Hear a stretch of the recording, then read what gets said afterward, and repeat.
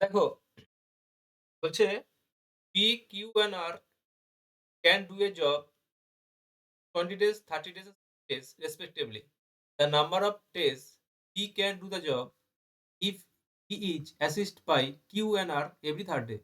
তা দেখো, every third day তে মানে প্রত্যেক ৩ দিনের মাথায় Q আর R কাকে সাহায্য করবে? P কে সাহায্য করবে। তাহলে P কাজটা কত দিনে করতে পারবে?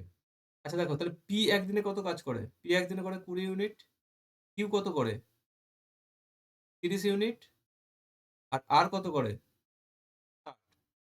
তো এদের লসাগু করো। Total work, total unit of work.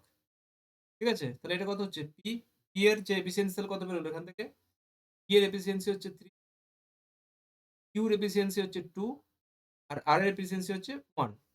এবার দেখো, P কে সাহায্য করবে প্রত্যেক ৩ দিনের মাথায়। তাহলে ১ম দিন কে একা কাজ করছে, ২য় দিন কে একা কাজ করছে, ৩য় দিন কে এক কাজ করবে? P করবে প্লাস Q আর R এরা করবে। ১ম দিন, ২য় দিন, ৩য় দিন।